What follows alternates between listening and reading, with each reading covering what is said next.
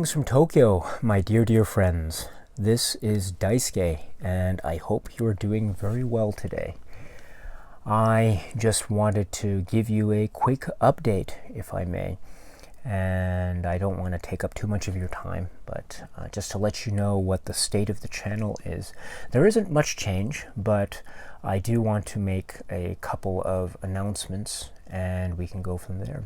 So the first announcement, my friends, is I have been encouraged recently, over the past week or so, by a number of people who have sent messages to me, who have sent comments to me. This has made me very happy. I'm so overjoyed. People have been expressing interest in having discussions about this box, the Jacques Rivette collection, but in particular people want to talk about the work Out One. So what I have been encouraged by is, and I'm so happy to say that I will be doing a number of videos talking about Out One.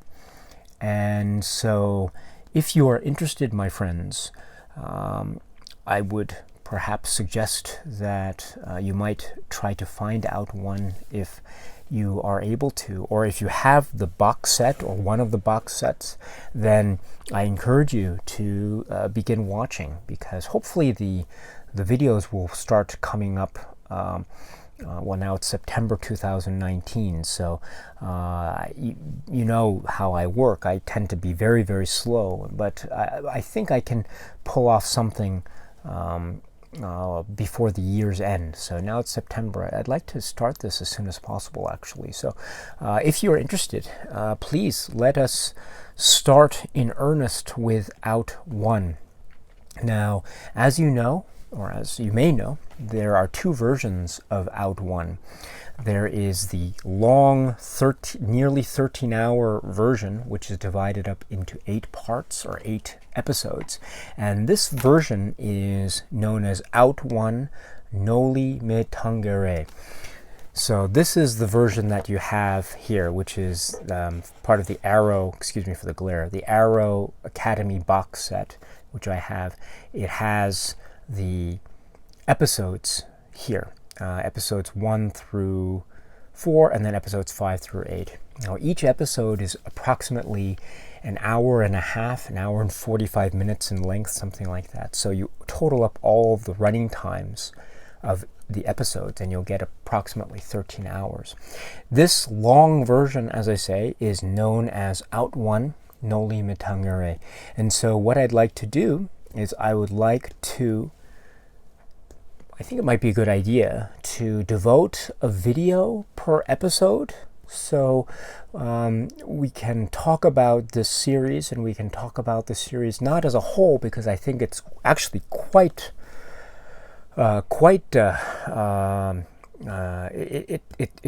it would take just I don't think I'd be physically able to talk about the entirety of Out One in just one video in one sitting. That would be too much for me.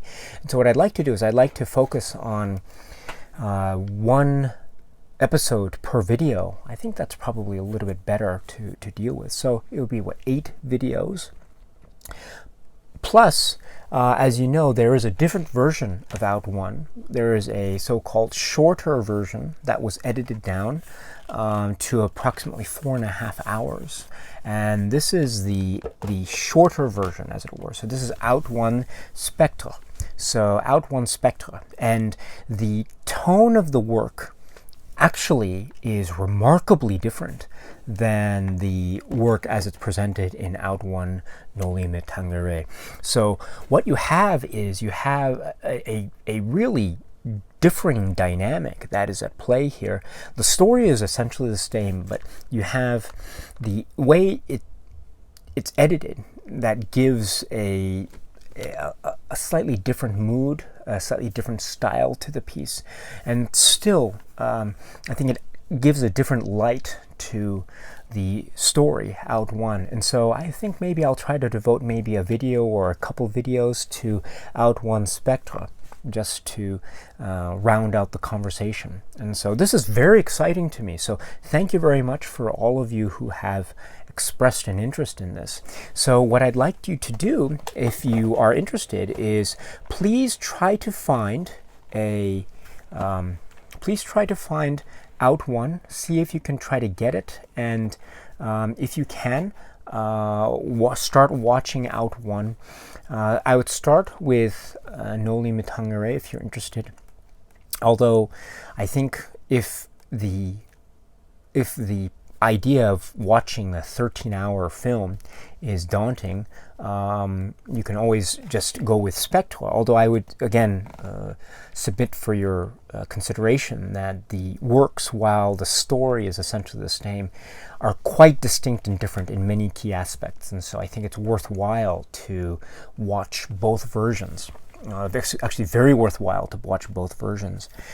I should say also that with respect to the length of the work, Out One, again, the 13-hour version, the Noli Me Tangere version, is divided into 8 episodes, and so you don't have to watch the entire thing in one sitting. Heck, you don't necessarily have to watch one episode in one sitting. You can always take breaks. I understand people's schedules. I understand that it's sometimes difficult to sit through a long thing. Of course. So you can watch it in chunks, or in don't watch it in multiple sittings. So don't worry about having to sit through the entire thing in one go. If you can do it, my friends, more power to you. That's really great. One of the things about this work, Out One, is that there is a real legend that has grown around this work, and that's due in part to its length. That's due in part, for many years, to its difficulty to watch. For many years it was impossible to find unless you went to it, unless it was showing in a theater or something like that.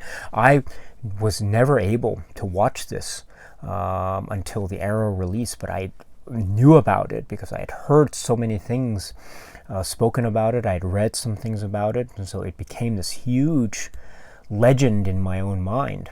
And so when I was able to watch it at last, it became this revelation to me, and I felt like my life changed. I really mean that. It was such a profound experience. And I also would suggest to you that, for better for worse, like it or not, the general critical consensus in terms of the film critical circles is that, at least my understanding is that, this film is considered one of the most important works.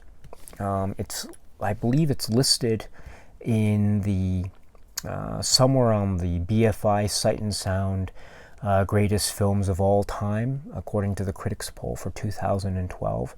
If you look at the top 250, it's there. So it's considered, at least if you look at that kind of marker, for what it's worth, of course, there is a critical consensus and respect that surrounds this film, that swirls around this film. But also, I would say that this is a film that I think should be seen at least once by anyone who considers himself or herself a lover of cinema. It should be seen at least once because, as I said, there is such a huge legend about it, and it is I think, a deep-rooted part of French cinema and the Nouvelle Vague, and what it stood for as we come out of the events of May 1968 and we go into the post-period of that. And what do we have? We have expressions of films like Out One, Noli Me Tangere, like Spectre, etc. So I think it forms a deep-rooted building block, if you will, of French cinema at that time. Not to mention the fact that its length and its subject matter, its audacity, make it a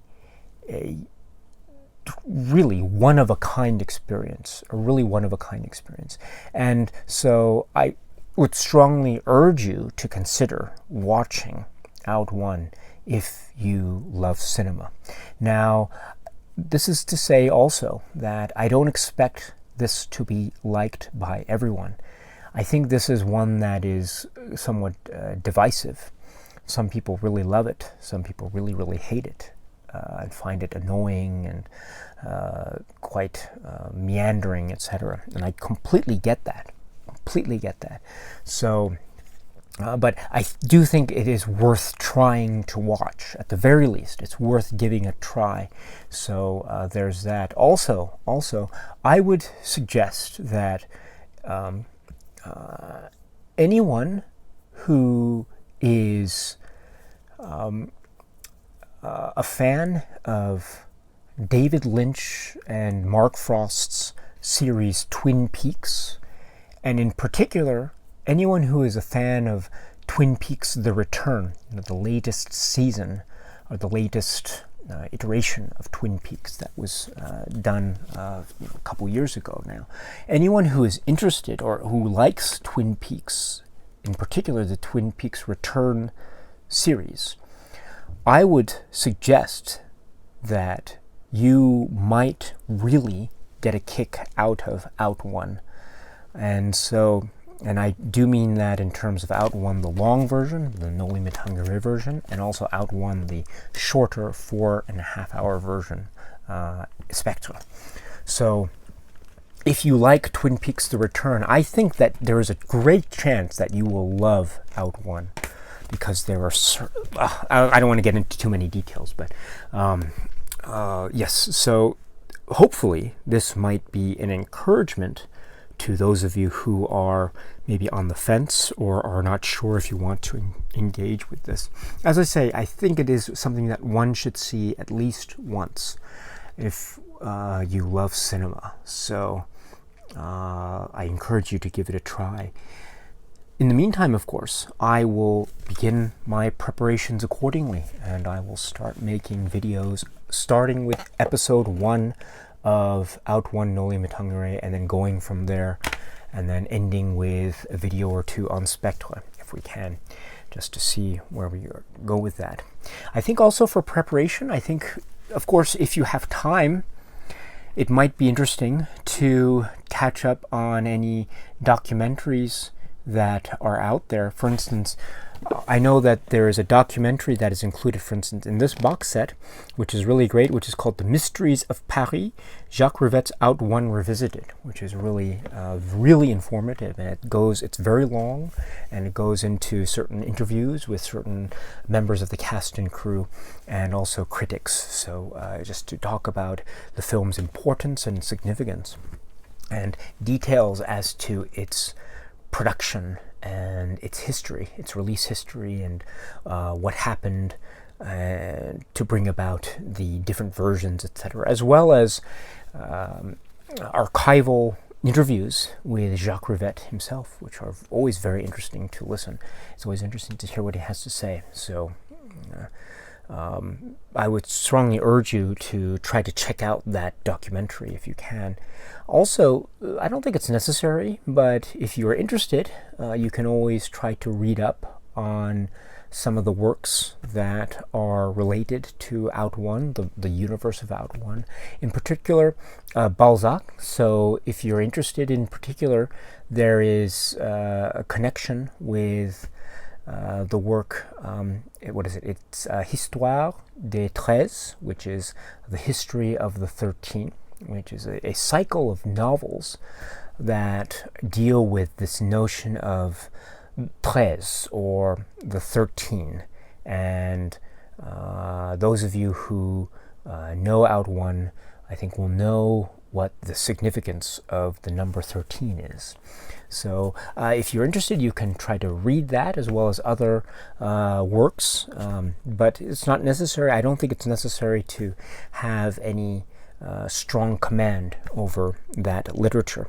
You can if you want, but I don't think it's necessary to go into. And I don't plan to talk about any specifics with respect to Histoire des 13, except in the context of how it seems to play out throughout the course of Out 1. So just for those of you who are interested, I will try to talk about it maybe in a limited capacity, but I am not in any way a French literary scholar or expert. So, and I'm not even an expert on this work. I'm not an expert on Jacques Rivette, unfortunately, but I do admire this very, very much, very much. And so it would be my pleasure to try to tackle this in a number of videos. So let's start with episode 1 of Out 1, No Limit Hungary, and let's go from there. I hope you find it interesting. Next, what I'd like to say is the poll is still ongoing, which is the Film Club live stream poll, and this is going to be closed on September 10th, so there are a couple days left, and so just you have a few more days. So if you haven't voted yet, I encourage you to check out the community tab, which is on my YouTube page, and you click on the community tab and it'll take you to the poll, and it's still active. You can still vote. You can leave a comment if you want, and just vote for one of the 5 that you want to have a discussion on the last Sunday of September this month. So there will be a live stream talking about one of those 5 films, whichever film has the most votes. At the moment, I think, last time I checked, it's a very close race.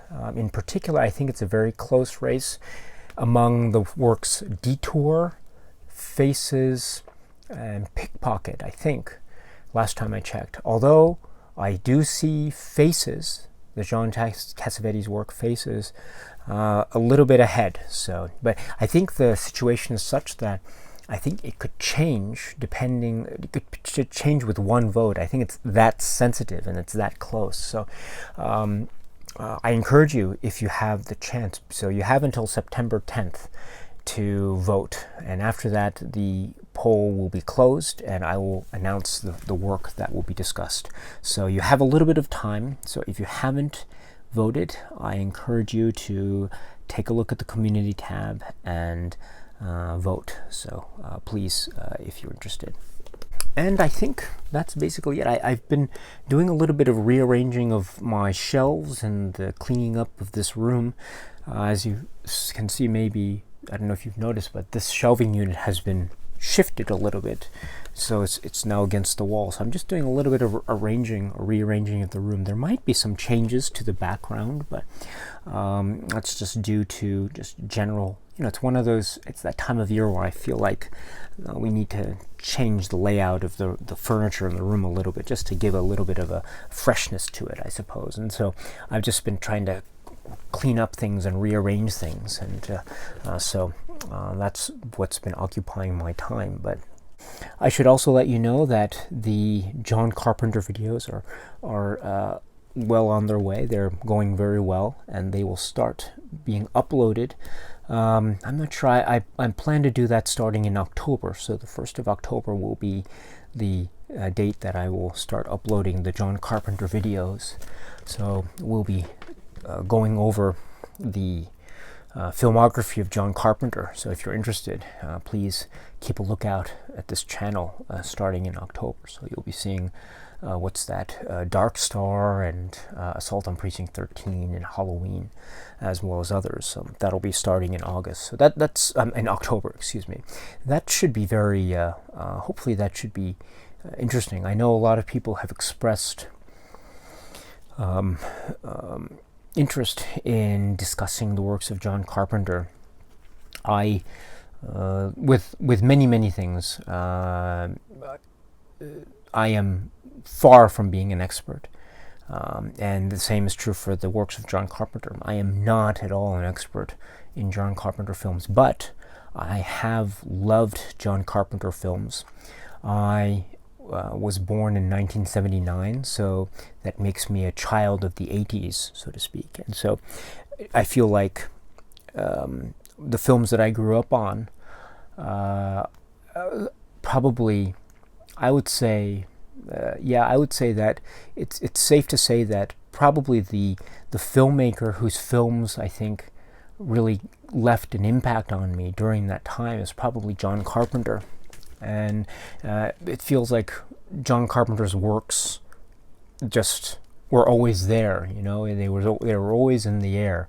And so I feel like his works have a deep impact on me, and so it's been a real pleasure to review those works and to rewatch them and to reevaluate them from the viewpoint that I have now, which is now I'm 40 years old, and so and I'm a grown man now living in Tokyo. So there have been a lot of interesting reactions that I've felt that I never had before to many of these works, and so it's been fascinating to watch. And so hopefully you might find the John Carpenter discussion to your liking. I hope so. But in any event, that will start to come into the channel here beginning in October. So I might put up some a little bit earlier. I'm not sure. I do have a number that are already, they're uploaded. It's just a matter of switching on the, well, I don't want to get into technicalities. Let me just say that there are some that are made already. So it's just a matter of uploading them publicly. So yeah, maybe that might be the end of September or beginning of October, I'm not sure, but it'll be around the beginning of October, just hopefully in time for Halloween, which is going to be at the end of October. So it'll be great. And also just to talk about the film Halloween, just a real pleasure, you know. Actually, I should say that the film that I still am, I'm the most nervous talking about is the film The Thing. I am so nervous talking about The Thing because I really think that The Thing is one of the premier American films of the 20th century. It is one of the great works of art.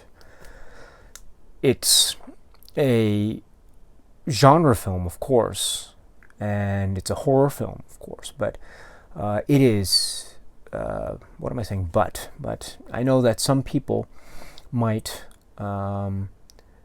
see that as being maybe an indicator of something that is not necessarily greatness. And I know that exists even today, you know, that kind of mindset. And I get that. But on the other hand, you know, despite that possible view of this kind of film, nonetheless, I stand sort of unshaken from my position that I believe that this is one of the great American films. And because of that, I feel so nervous talking about that film. I'm very nervous about that because that's one of the films, many of his films, or all of his films, I don't want to mess up, of course, but that's the one film that I am actually, to be perfectly frank, I am the most nervous about. That's the one I don't want to mess up on, but I think it's the one that has the most potential for me messing up. And so I am actually quite scared of that one. I'm looking forward to it tremendously too. On the other hand, I think it's really great. I'm actually very excited to talk about it, but I just want to be absolutely sure I get as much as I cover everything that I can. I don't want to miss anything. So that might take a little bit of time, and so that might mean that I might go over. Run into November, December, something like that. And as you know, I tend to work very slowly, and so that might be a bit of a trek or a bit of a long journey. But I will try to work as fast as I can. But I always ask for your patience and understanding about this. But that should be very exciting. Hopefully, you'll find those interesting. And let's see. Yes, and just to let you know, the videos on Kazuohara are still ongoing. That hopefully the next video will be up very soon. I apologize for that. I don't, as you know, I don't tend to work very fast, and so that has been going at a very snail's pace. But it's been good because Kazuo Hara, I think, is a filmmaker that it's good to take one's time and to spend a little bit extra in trying to process, spend a little bit extra time trying to process what it is that's going on, at least for me anyway. So just give me a little bit more time with that. Also, the Criterion videos will be, I'm still working on that. I apologize. I tend to work very slowly with that as well, but I believe the next Criterion video that I wanted to talk about in terms of films is the work Summertime, the David Lean film Summertime with Katharine Hepburn. So if you're interested, you can check it out. I'm actually, hopefully I can try to put that up later this week or next week, who knows, and try to get a move on those, as well as trying to talk about the Laserdiscs. I know I'm set to talk about the Laserdisc of Swing Time. So if you're interested, for those of you who are Criterion Laserdisc enthusiasts, hopefully I will try to put that one up very soon as well. So Swing Time is next on the menu. So that's just to give you a little bit of heads up. So actually there is a lot going on, and I apologize for the sort of hectic nature of this what I have planned. I hope you understand, though, that that's just the way that my head seems to operate, I suppose. You know, this isn't necessarily like, it's not like a job or anything that I do. This is purely something that I do for fun, because it's something that I enjoy. But as a result of that, I tend not to be subject to any kind of like forced schedule or any kind of order from someone up above, as it were. It's all basically up to me, and so I tend to make decisions based on what excites me at a certain point in time. And so there are a number of things now that are directly exciting me. So you know, Kazuo Hara, John Carpenter, Jacques Rivette, and Swing Time and Summertime, and other things. And so that's essentially where my headspace is at the moment. So and there are actually a number of other things as well that I'm really excited about, but I know that I just don't have the time, unfortunately, to talk about them. I wish I did. I wish I had much more time to do that, but unfortunately it's a little bit difficult to talk about absolutely everything that I want to talk about at one given point, and so I usually have to spread it out. And so I know that some people have been saying, oh, we should do this director or that director, this director or this series. And so I'm hearing you. I hear all those comments, and I can say right now that I agree 1000% with all of those comments. But I'm just doing the very best I can, and I know my best isn't always good enough, but still, I'm working as fast as I can, and the reason why is because, again, it's so much fun to be able to talk with you about this thing that we all love, which is cinema. And so it's always fun to talk with you about cinema. That's why this YouTube thing is worth it, I think. So, but with that in mind, my friends, I am working as fast as I can, but please understand that maybe it might not be as fast as some might like. So I sincerely apologize, and but trust me, I will try to I will try to keep going as quickly as I can. And so yes, so with that, my friends, please, I hope you are happy and healthy and well, and that you continue to watch a lot of great movies. And until we meet again, my friends, please be well, and cheers.